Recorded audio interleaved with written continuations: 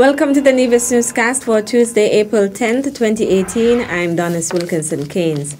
Minister of Culture, the Honorable Eric Evelyn, today received a courtesy call from stakeholders involved in a national project captioned Safeguarding St. Kitts and Nevis's Intangible Cultural Heritage, ICH.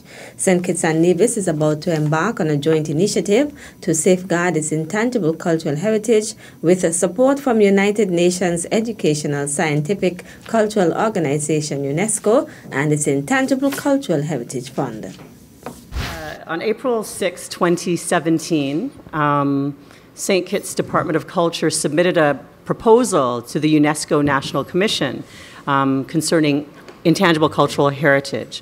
We also found out that the Nevis Historical Society and Conservation Society had also submitted a proposal concerning intangible cultural heritage.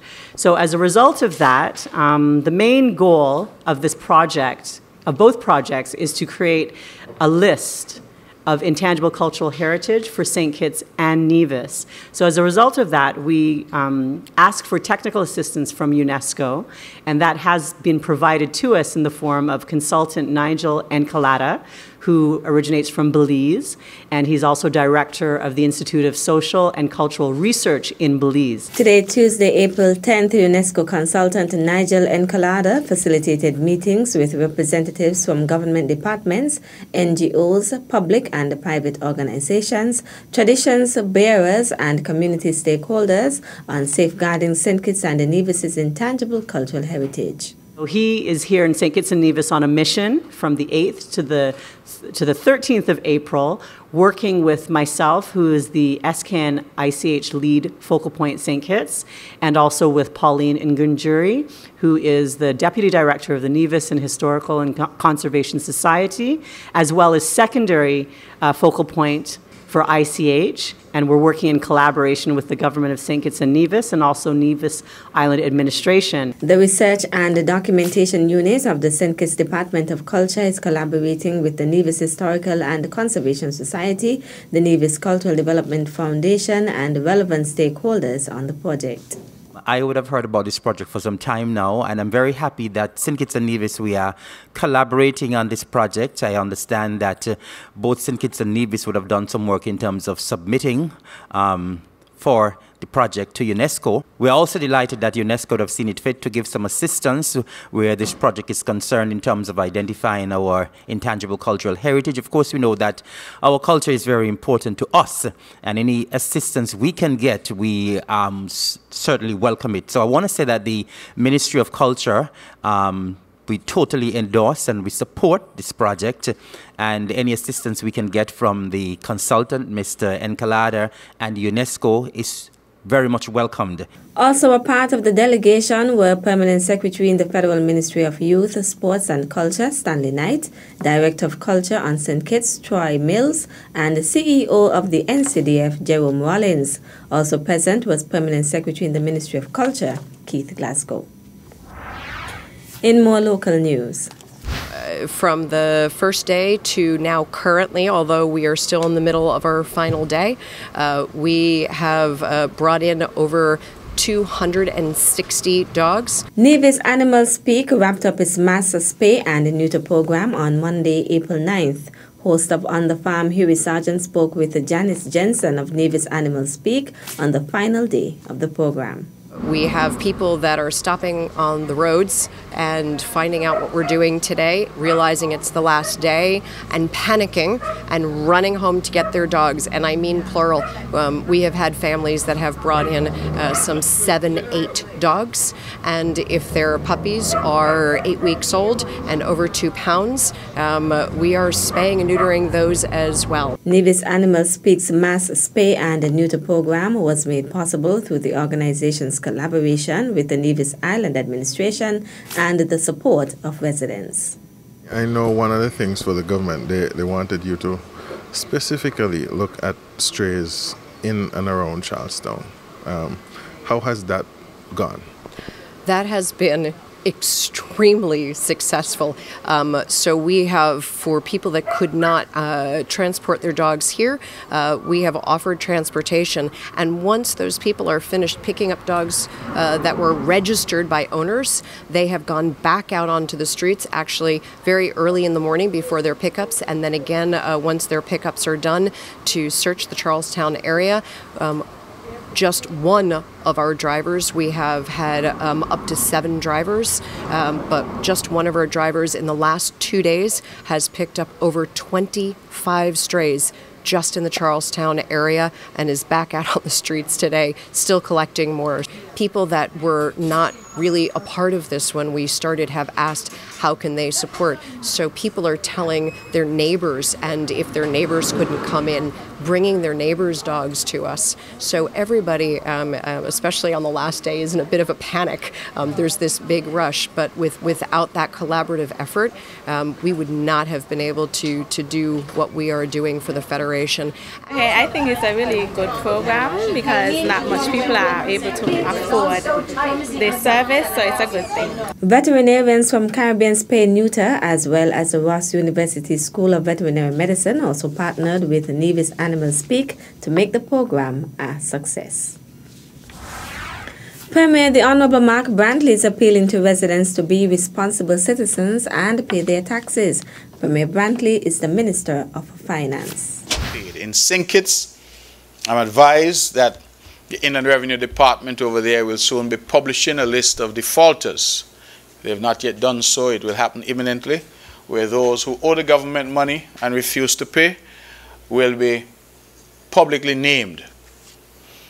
We have not yet got to that stage in Nevis, but I continue to encourage our taxpayers to do the right thing, because the public continues to demand of us that we build roads and we provide better water supply, we provide greater electricity supply, as the case may be.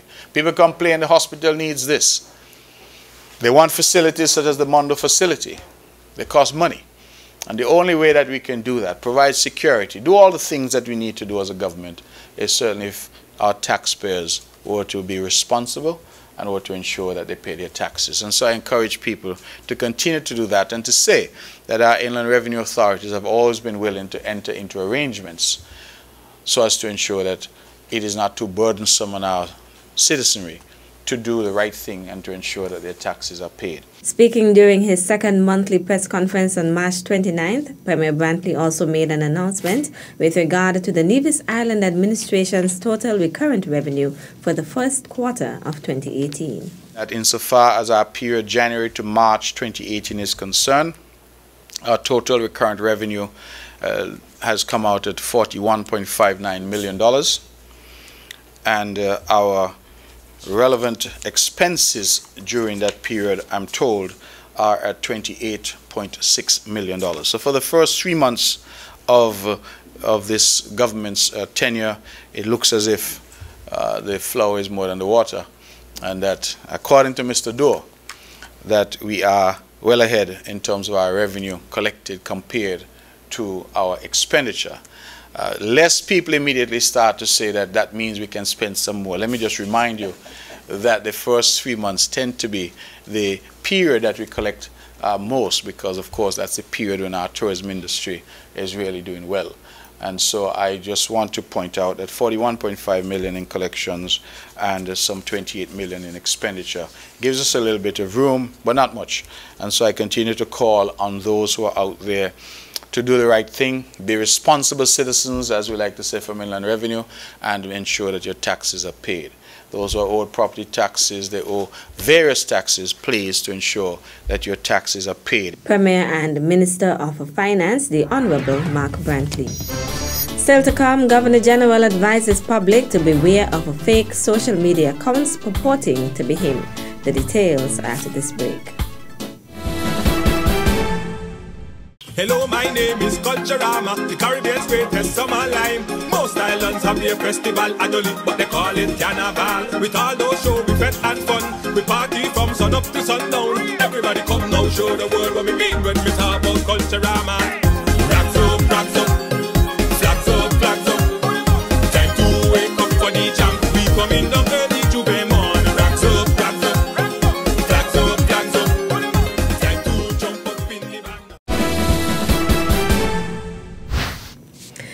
Welcome back. First of all, I want to thank His Excellency Sir Tapley for agreeing to host this Heads of State conference here in St. Kitts Nevis, and to say that it was wise to choose St. Kitts. Governor General of Antigua and Barbuda, His Excellency Sir Rodney Williams, is among heads of state who are attending the 16th Conference of Governors General and Presidents of the Caribbean region. The conference, which runs from Sunday 8th to Thursday 12th April at the St. Kitts Marriott Resort, includes working sessions on issues related to the Office of Governor General and Office of President and the experiences of the office holders, central banks in the region, the Caribbean Court of Justice, its accomplishments in 50 years and prospects for the future, the University of the West Indies, and a retrospective look at its 70 years in existence with predictions for the future, and the relationship of the High Commissions in London with Buckingham Palace. I think also the program that you have outlined is something that is very interesting for all of us. For the conference itself, we have a very interesting program.